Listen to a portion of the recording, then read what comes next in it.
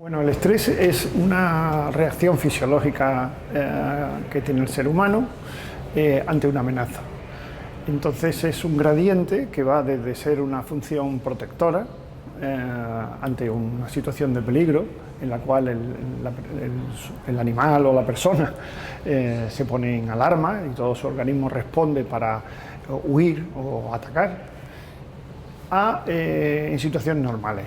Ahora bien, es una función fisiológica que es como un gradiente en el cual esa situación sería conservadora, pero cuando esta situación es exagerada o intensa o duradera, pues el sujeto empieza a desfallecer en esta respuesta al peligro, y entonces aparecen las consecuencias que normalmente tienen que ver con síntomas emocionales y síntomas físicos.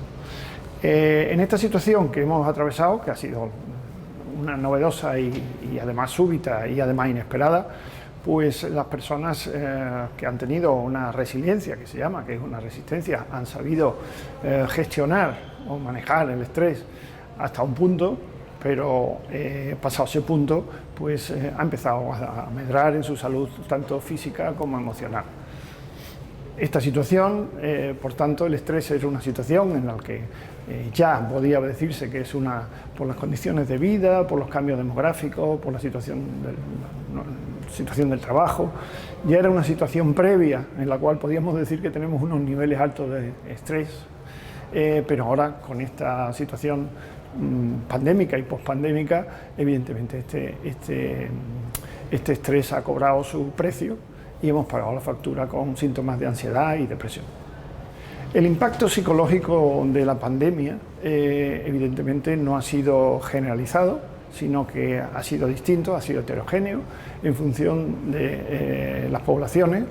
Determinados grupos de poblaciones han sido más vulnerables, como han sido los adolescentes, los mayores, las personas que ya tenían trastornos previos de ansiedad o algún otro trastorno psiquiátrico, y otros colectivos más desfavorecidos, podemos decir, migrantes, personas que habían tenido o tienen una situación económica difícil. Por otra parte, la pandemia, podemos decir que ya no ha sido solo el virus, sino un poco la respuesta que hemos tenido, la estrategia que hemos tenido que hacer para defendernos, que ha sido el confinamiento, el distanciamiento social, y para esto tampoco nunca estábamos preparados.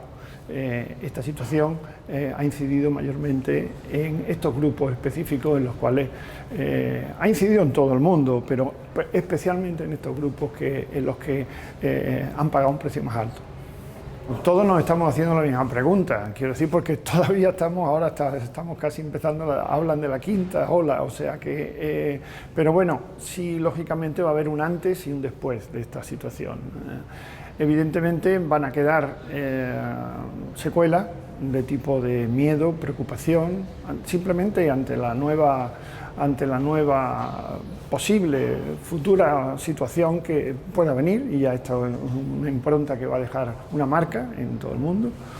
Y en segundo lugar, va a afectar fundamentalmente a nivel social. Nosotros, las medidas de distanciamiento social, nosotros somos sujetos o seres que somos sociales, y la vida social, bueno, ha cambiado y no sabemos cuál será la próxima normalidad. Hay muchas especulaciones, pero realmente todos nos estamos haciendo la misma pregunta. Ya vemos que los hábitos sociales pues han cambiado, los hábitos de reunión, los hábitos de interacción, los hábitos de conocimiento o relación, todo esto ha cambiado.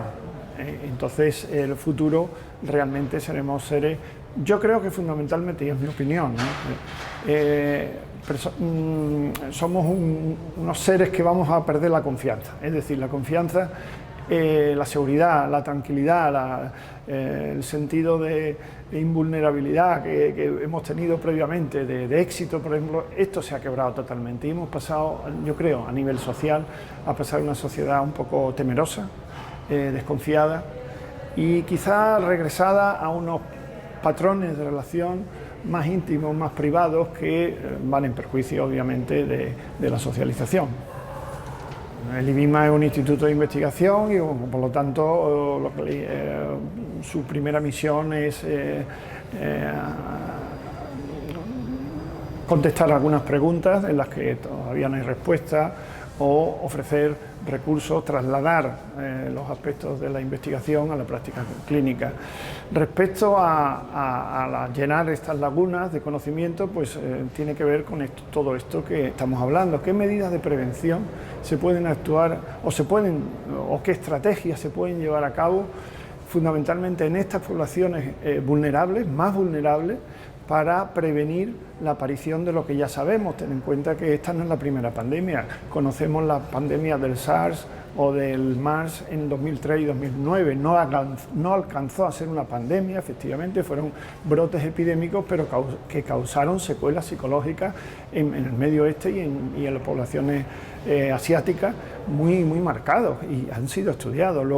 De alguna manera lo que está pasando ya lo vimos pasar, solo que a menor escala, no alcanzó el nivel global.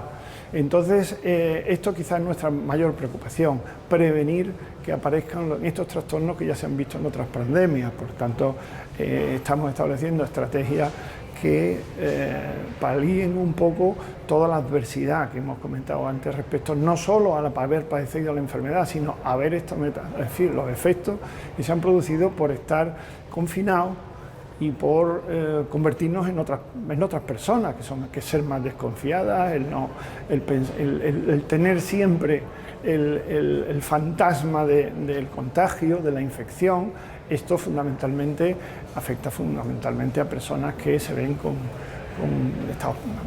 personas mayores, por ejemplo. Las personas mayores han cambiado, hay un antes y un después. Las personas mayores se han visto apartadas de su medio natural de socialización, como eran las unidades de memoria, los clubes sociales, los viajes del inserso. Todo esto se ha cortado bruscamente. Entonces estas personas se han quedado confinadas y asustadas en sus casas. Entonces, el paliar o el prevenir las consecuencias de todo esto quizás es nuestra misión como investigadores y como académicos en un instituto de investigación. No, mi respuesta es rotunda. La enfermedad mental es un estigma y mi presentación de hoy en el curso que se llama Otras pandemias del siglo XXI, el título de mi presentación es La pandemia oculta. Es decir, había una pandemia previa ya, que era el padecer una enfermedad mental, pero que se ha visibilizado mucho más por todas estas consecuencias del virus y de la enfermedad y del confinamiento.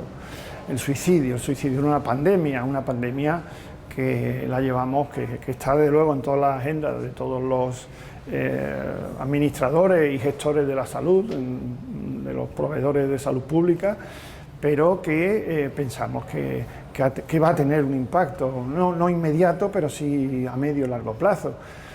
Y no es una especulación, se ha visto que aumentó, por ejemplo, en las pandemias, el brote epidémico del SARS de 2003 y de 2009, se han hecho 3 estudios en los que se han evaluado a largo plazo el impacto en cifras de suicidio y, por ejemplo, en el colectivo de mayores de 65 años el suicidio aumentó en un 30%.